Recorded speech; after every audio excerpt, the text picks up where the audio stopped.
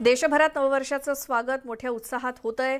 राज्यातील प्रमुख तीर्थक्षेत्रांपैकी एक असलेल्या श्री विठ्ठल रुक्मिणी मंदिर समितीनं नववर्षाच्या स्वागतासाठी संपूर्ण मंदिर आकर्षक फुलांनी आणि फळांनी सजवलंय।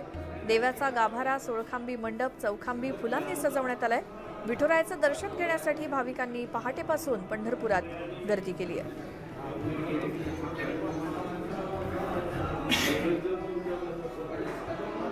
पूर्ण जगभरात नववर्षाचं स्वागत केलं जात आहे आणि आज पंढरपूरमध्ये देखील ही विठ्ठल भक्त पांडुरंगाच्या दर्शनासाठी दाखल झालेले आहेत, जेणेकरून वर्षाची सुरुवात चांगली होण्यासाठी विठुरायाला आणि रुक्मिणी मातेला नतमस्तक होताना हे भाविक दिसत आहेत।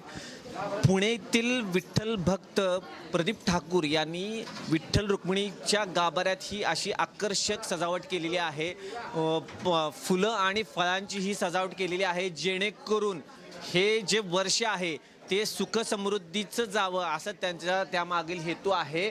आपल्या सोबत प्रदीप ठाकूर आहेत, त्यांच्याकडनं जाणून घेऊया की किती फुलं आणि फळं वापरली आहेत, काय उद्देश आहे नेमका तुमचा?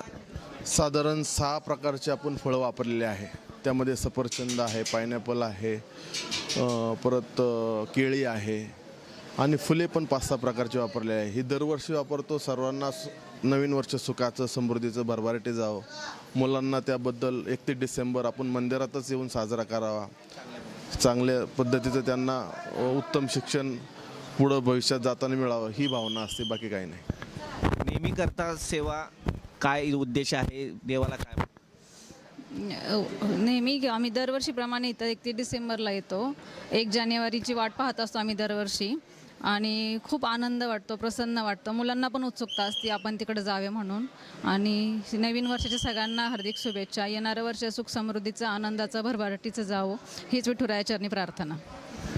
एकंदरीत हे जे नवीन वर्ष आहे ते सुख आणि समृद्धीचं जावं हा त्यामागील ठाकूर कुटुंबियांचा उद्देश आहे। त्यामुळं फळांनी आणि फुलांनी ही सजावट त्यांनी केलेली आहे आणि संपूर्ण विठ्ठल भक्तांसाठी हे नववर्ष सुंदर आणि चांगल्या प्रकारे जावे ही त्यांची त्यामागील उद्देश आहे। पंढरपूरहून वीरेंद्र सिंह उत्पात, न्यूज 18 लोकमत।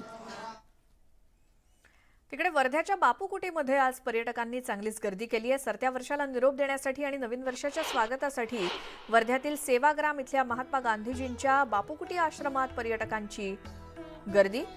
राज्यातलीच नव्हे तर परदेशातल्या पर्यटकांनी सुद्धा बापू कुटीला भेट दिली आहे, त्यामुळे आश्रम परिसर गजबजून गेलाय। यात शाळेच्या विद्यार्थ्यांचाही मोठा सहभाग दिसून आला।